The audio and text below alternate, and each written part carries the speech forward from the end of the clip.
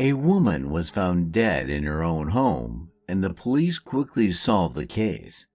But what happened next is more reminiscent of a twisted detective movie than a real-life story. There are so many unexpected twists and shocking moments in this case that it is rightfully considered one of the most intriguing in history. Donnah Brown was born on November 10, 1963 in Miami. She grew up in a large and friendly family with two younger sisters whom she got along with very well. When Donnah was young, her parents divorced and she remained living with her mother. Despite this, her father remained actively involved in his daughters' lives and they remained quite close. After finishing school, Donnah received medical training and became a surgical assistant at a local hospital. Her colleagues quickly grew to love her because she took her work seriously and was also a kind and open person. Her life was going quite well, but Donnah wanted to start her own family for complete happiness. In the late 1980s, Donnah went on a date with a man named Mark Winger, and she almost immediately knew she had met her match. Mark was charming and intelligent, worked as a nuclear engineer, and dreamed of having a large family. They began dating and decided to get married in 1989. Shortly after that, Mark received a job offer at a nuclear facility in Springfield, Illinois. It was a big step up the career ladder for him, and he and Donnah decided to move there. The couple settled in a nice neighborhood, and soon after the move, Donnah got a job at a local hospital. They only lacked children for complete happiness, but all their attempts were unsuccessful. At some point, Donnah learned that she was medically unable to conceive, and it was a devastating blow for her. Both she and Mark dreamed of a large family, and all the conditions of their lives were favorable for it, but fate decided otherwise. Then the couple began to consider adoption, but kept postponing this serious step. This continued until 1995, when everything changed in one day. A pregnant underage girl was admitted to the hospital where Donnah worked, and she wanted to give her child to a loving family. Mark and Donnah immediately decided to adopt the baby. In June, right after the birth, they adopted a girl and named her Bailey Elizabeth Winger. The day they took her home coincided with the anniversary of their engagement. The couple and all the relatives were happy that they finally had a child. In August of the same year, Donnah went to Florida with her 3-month-old daughter to visit her parents and introduce them to their granddaughter. The family had a great time, and sometime later, the woman returned home. She flew to the nearest airport, which was 2 hours away from Springfield, and then hired a taxi to her city through a special company.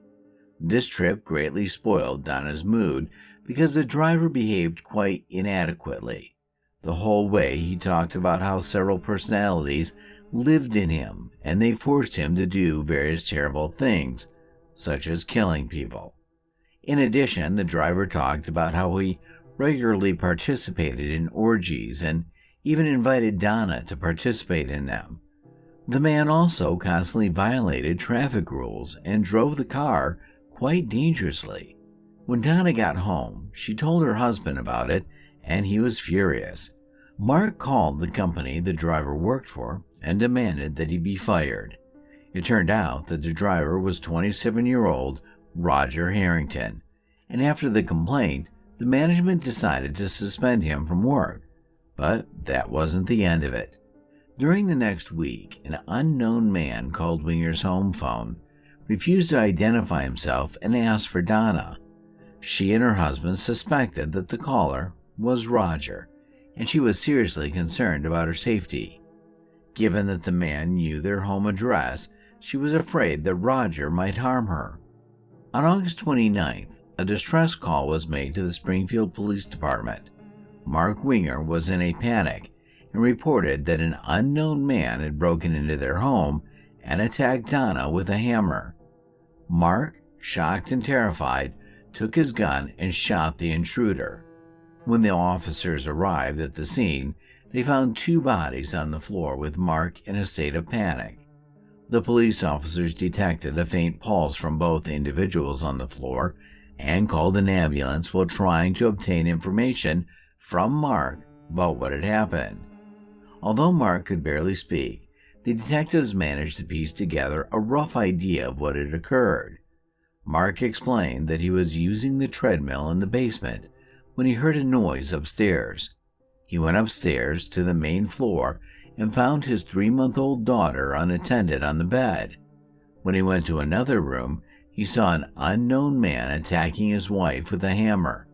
Mark panicked and grabbed his gun, shooting the attacker before calling the police. While waiting for the ambulance, one of the officers found a wallet in the attacker's jacket with documents belonging to a Roger Harrington. The detective knew this person well. Roger lived in a trailer park in Springfield and had a criminal history mostly related to minor offenses. He also had mental health issues and was generally known to be quite aggressive. Both Roger and Donnah were taken to the hospital, where they died without regaining consciousness. Meanwhile, the police examined the crime scene, collecting evidence. Next to the bodies was a bloodied hammer, while Mark's gun was found on a table nearby, along with a pack of cigarettes and a paper cup of coffee.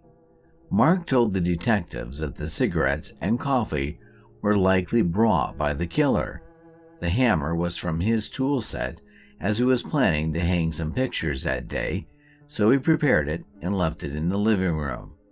Near the Wingers' home, Roger's car was found, and detectives discovered a note inside. It contained Donnah's home address, Mark's name, and the time, 4:30 p.m. When asked if he knew the attacker, Mark initially denied it, but when the police mentioned Roger's name, Mark realized with horror that the driver was the same person. He told the detectives the story of how they knew Roger, his strange behavior towards Donnah, and the creepy calls to their home number. The investigators spoke with acquaintances and relatives of Donnah who were aware of her fears. She had repeatedly complained to them that she was seriously concerned about Roger and was afraid that he might come to her house one day and seek revenge because he lost his job after she complained to their superiors. Donnah even wrote down all the details of her trip with Roger on a piece of paper in case she had to go to the police.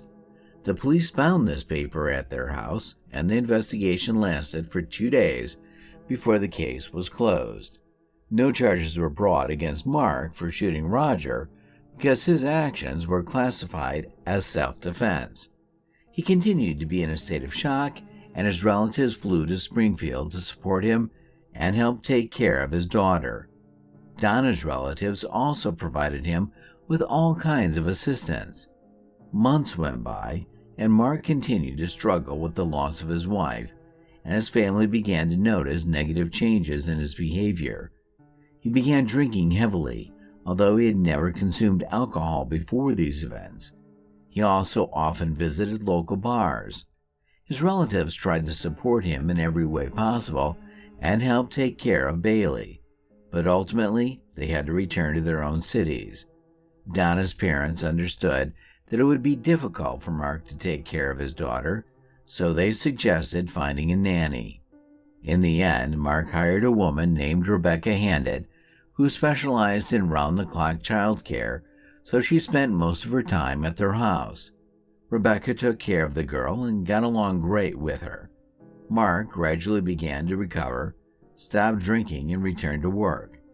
This went on for several months, and during this time, a romance developed between him and Rebecca. She hardly ever left his house, and they spent time together with Bailey, constantly communicating, and eventually, this led to mutual sympathy. Rebecca also sincerely loved the girl, and a strong bond was formed between them. In 1996, a woman became pregnant, and Mark was given another chance to start a big and strong family. Rebecca also wanted this, and the couple got married in October. Mark and Donna's relatives were surprised that he started a new relationship just a few months after his wife's death, but ultimately supported him, as the new family was beneficial not only to him, but also to Bailey. All the relatives sympathized with Rebecca, seeing her sincere love and care for the girl. Mark decided to sell his house because it constantly reminded him of Donna's death, and after what had happened, he did not want to raise children there. He and Rebecca decided to buy a house with a large plot of land outside the city, renovated it, and started to build their new life. Soon they had a daughter, and over the next few years, they had another daughter and a son. Thus, Mark and Rebecca raised 4 children, and the man's dream of a large family came true. Over time, Mark became more distant from Donna's relatives, who tried to be present in their granddaughter's life. The problem was that Bailey didn't remember Donna at all and considered Rebecca her mother. Mark didn't want the girl to know about the tragic past of their family from an early age, and ultimately, he forbade Donna's parents from calling her their granddaughter. They tried to persuade him, but in the end, they gave up all attempts. The relatives understood that it might be better for the girl to grow up away from what had happened. In the following years, Mark and Rebecca happily lived in their new home, raised their children, and made plans for the future. The tragedy of the past gradually faded, but its echoes continued to haunt the family. In 1999, Mark decided to sue the company that hired Roger Harrington as a driver. In Mark's opinion, this company did not make any effort to check this person's sanity, and as a result, it led to the murder of his wife. The company did not want to admit its guilt, and Mark hired a lawyer. To determine their guilt, the court decided to study all the materials of the case and the evidence, which were handed over to the lawyers. While they were preparing for the trial, something completely unexpected happened. In February of the same year, a woman named Deanne Schultz came to the police and told detectives a shocking story.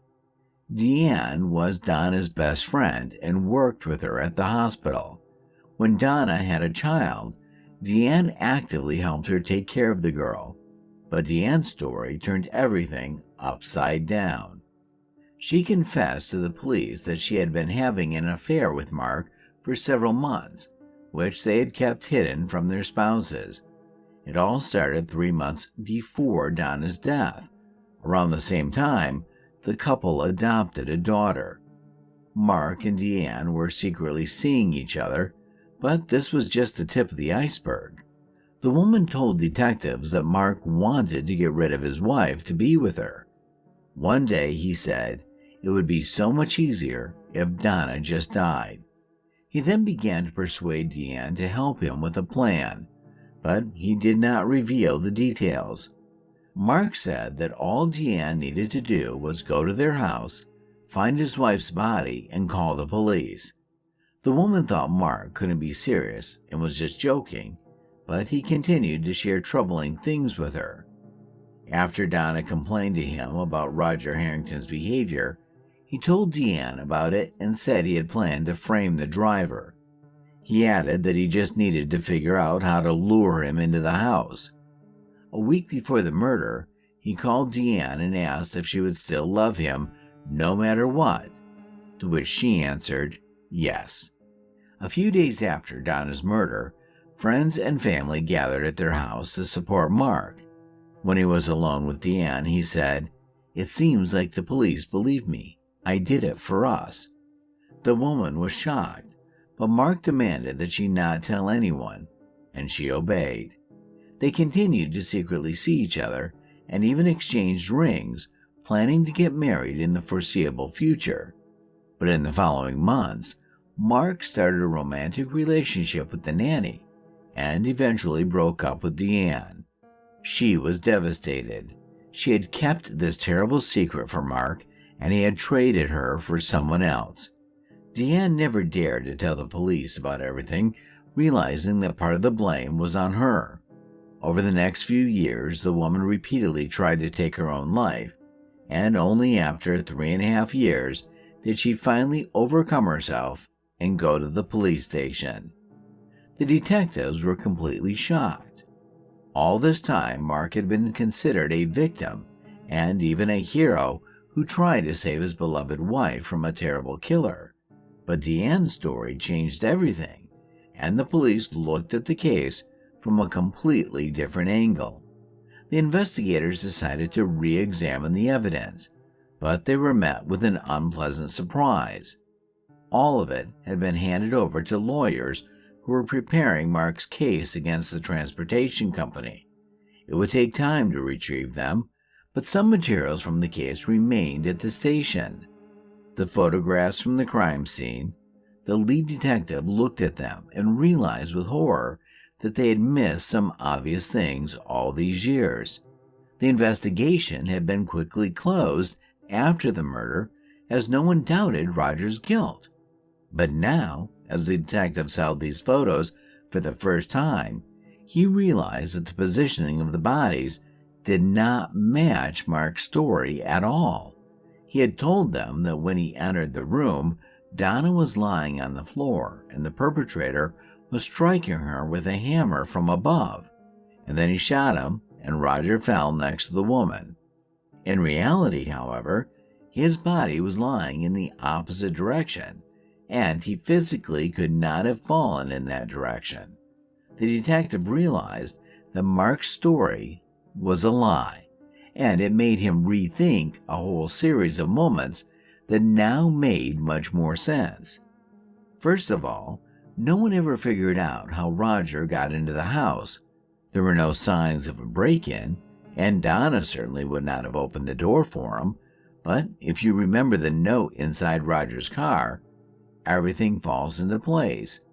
It had Mark's name and the time, which looked like a reminder of a meeting. Remembering Deanne's story, detective concluded that Mark had somehow invited Roger to their home on some pretext and let him in, after which he shot him. Secondly, in Roger's car, they found a knife and several other items that he could have used for the murder, but he did not take them with him and used Mark's hammer, which the man took out of the closet on that very day and left in plain sight. All of this sounded completely illogical if you assume that Roger came to the house to kill someone. Moreover, he left a pack of cigarettes and a paper cup of coffee on their table, a very strange thing for a person who came there to kill. The detective listened to the recording of the 911 call made by Mark and was once again shocked. Mark told the operator that he had shot the attacker once, after which there was a male mumble in the background, as if someone was trying to speak. Mark told the operator that his daughter was crying and he needed to go to her, after which he hung up. However, there was no hint of a child's crying on the recording. A more realistic scenario was that Mark did not shoot Roger once, and on hearing the gunshot, Donna ran to him and her husband hit her with a hammer. After that, he called the police and pretended to be panicked, reporting what had happened. Suddenly, Roger woke up and tried to say something, and those sounds were recorded on the call. Mark lied about his daughter crying, hung up, and shot Roger again. In support of this version, there was another fact that the investigators completely ignored. Mark and Donna's neighbors said during the questioning that they heard 2 shots. However, about 5 minutes had passed between them, which did not fit with Mark's story, but completely matched the more realistic version in which he was the killer. But that wasn't all. During the initial investigation, which lasted only 2 days, the experts did not even examine the evidence. However, now that Mark decided to sue the transportation company, they hired lawyers and were going to win this case. The lawyers requested an independent examination of the clothing of all 3 participants in those events. The results spoke for itself.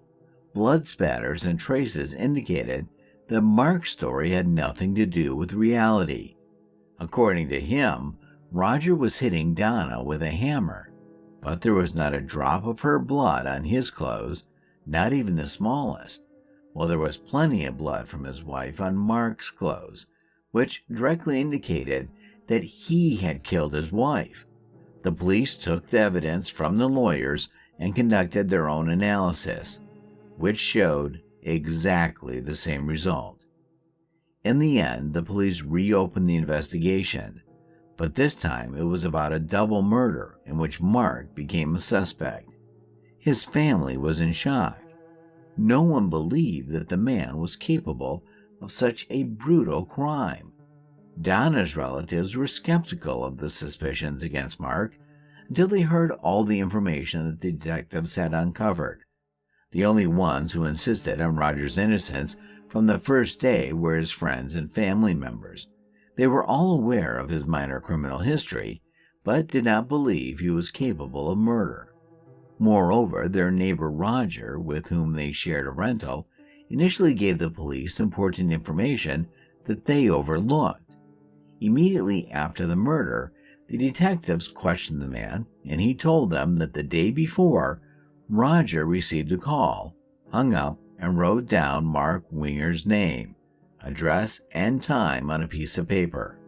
It all looked as if Mark had scheduled a meeting with him, but the police did not attach much importance to it. Rebecca experienced the greatest shock from the whole situation. She knew Mark as a loving and caring father who had never shown any aggression during their time together. She refused to believe that this person could beat his wife with a hammer and frame someone else. After several weeks of investigation, the police decided to arrest Mark, and he was arrested right at work. The case was sent to court. Mark was granted a $1 million bail. He could not raise that amount, so he remained in custody awaiting trial. The trial did not begin until 3 years later, in May 2002. All his close ones and even Donna's relatives hoped that this would be a big misunderstanding and that the court would prove Mark's innocence. None of them were prepared for the opposite, and his lawyers insisted on the truthfulness of Mark's version. They noted that the crime scene photos could have been taken after the medics moved Roger's body, considering that the doctor's actions were not documented. It was possible to prove or disprove this possibility. In addition, the lawyers emphasized Roger's criminal history, his mental problems, and his inappropriate behavior with Donna during the trip. Deanne Schultz became the main witness in this case. By law, she could have been punished for keeping Mark's secret all these years, but the judge decided to grant her full immunity in exchange for her testimony. The male lawyers tried to discredit Deanne in every possible way, pointing out that she had attempted suicide multiple times, which could indicate psychological problems. The defense also suggested that she had made it all up out of jealousy, seeking revenge on Mark. The prosecution insisted that the evidence and Deanne's testimony unequivocally pointed to his guilt. As for motive, it lay in the mistress's story. Mark lost interest in Donna long before they adopted Bailey. He had been having secret affairs with her best friend, but he could not divorce Donna because he would have to split their expensive home and other assets, which was unacceptable to him. After Roger gave Donna a ride from the airport, Mark saw the perfect opportunity and decided to act. As terrible as it sounds, Mark was lucky. He encountered a man with a criminal record and mental illness who claimed to hear voices telling him to kill people. After Roger complained to management, he lost his job, which became the perfect motive when both the prosecution and defense laid their cards on the table, leaving only the jury's decision to wait for. Despite the compelling evidence against Mark, there were still doubts about his guilt among both his family members and Donna's relatives. None of them could imagine a loving father and respected member of society as a killer. Nevertheless, the jury unanimously found him guilty of the double murder, In the end, Mark received a life sentence without the possibility of parole, and Roger was posthumously exonerated. Rebecca could not believe that her husband had actually killed Donnah. It took her a long time to impartially consider all the evidence of his guilt, until she finally came to terms with the fact that he was truly a murderer. The chief detectives apologized repeatedly to Donnah's and Roger's families for the sloppy initial investigation. He admitted his guilt in accepting the most logical version of events as the only correct one, overlooking all the contradictions. If you think that's the end of the story, then I have another unexpected turn for you. Even after the conviction, many doubted whether Mark had actually done it. But in 2006, those doubts were dispelled. In Mark's prison cell, they found 19 pages of handwritten text in which he was plotting to kill Deanne and another person. Mark wanted to hire a hitman straight from prison through other inmates or people on the outside. His desire to kill Deanne was understandable. He wanted to avenge the woman for revealing all his secrets to the police. The second person on the list was a man named Jeffrey Gelman, his childhood friend. Detectives quickly discovered the reason for such a decision. Mark asked him for $1 million bail, but the friend refused to provide such a sum. From these handwritten pages, it followed that Mark wanted to kidnap the man to get a solid ransom for him and then kill him. Why he needed money for life imprisonment was unclear. Perhaps he planned to eventually get out or escape, but in the end, the man faced another trial and received an additional 35 years in prison for planning a double murder. After that, no one doubted that Mark was the one who killed Donnah. Rebecca raised 4 children alone, and they all know what kind of monster their father is. They changed their last names and do not plan to communicate with Mark. In 2019, Rebecca decided that Bailey should renew contact with Donnah's relatives who had not seen her since she was 3 years old. Bailey was already 24 at the time, and she went to Florida and had a great time with them. They still communicate, and the young woman learns more about Donnah from them. As for Mark, he is still in prison and denies his guilt. Perhaps he would never have been held accountable for what he did if it weren't for 2 factors that happened almost simultaneously. The first is the testimony of his former mistress. She could no longer keep this secret, especially watching how the killer creates a new family and raises children. The second factor is Mark's greed. Almost 4 years after the murder, he decided to sue his employer, Roger Harrington, for a substantial sum, even though he was earning very good money himself. Apparently, he did not expect third-party experts to study the evidence much more carefully than the local detectives. Interestingly, Deanne decided to turn to the police, including after learning about this lawsuit. It became one of the last straws, and the woman revealed Mark's terrible secret. Share your opinion in the comments, and don't forget to like the video if you enjoyed it. Thanks for watching.